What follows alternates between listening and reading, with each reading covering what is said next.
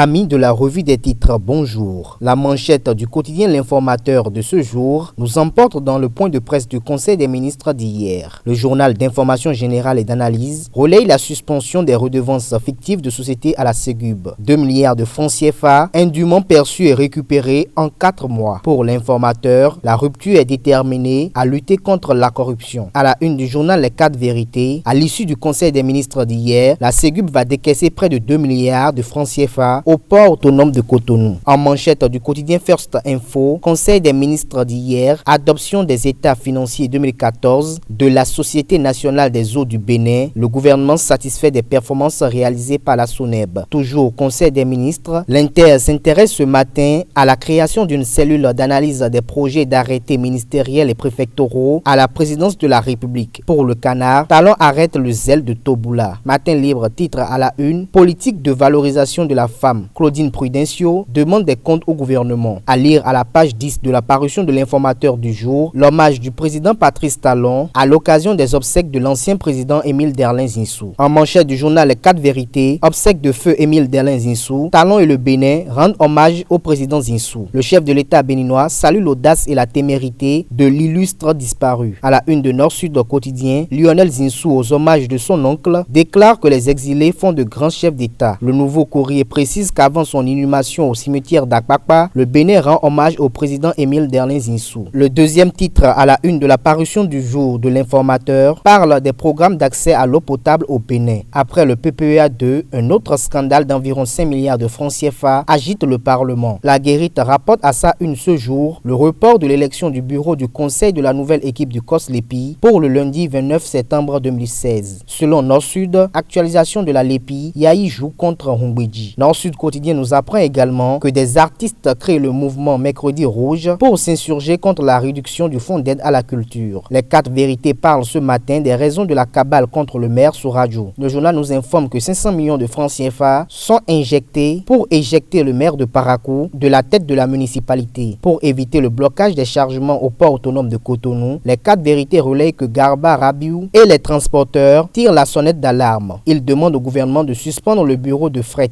En manchette du quotidien La Guérite, le ministre Lucien Kokou annonce que la reprise des concours au profit des ministères de l'enseignement est prévue pour au plus tard le 22 septembre 2016. Pour un dénouement de la crise à l'université d'Abomey-Calavi, La Guérite nous apprend que l'association des parents d'élèves plaide pour l'intervention du gouvernement. L'économiste évoque ce matin en manchette une conséquence de la dévaluation du Naira sur l'économie béninoise. Les étudiants nigériens fuient le Bénin pour le Ghana. Grosse interrogation sur la production du manioc à la une du premier quotidien économique du Bénin. Et si le Bénin allait à l'école du Sénégal, s'interroge l'économiste ce matin. Matin Libre fait savoir que dans le cadre de la lutte contre l'insécurité, un faux militaire a été arrêté à Parakou. À la une du quotidien d'information générale L'Informateur, première édition du concours Miss Littérature, les finalistes ont reçu leur bourse EUSAE.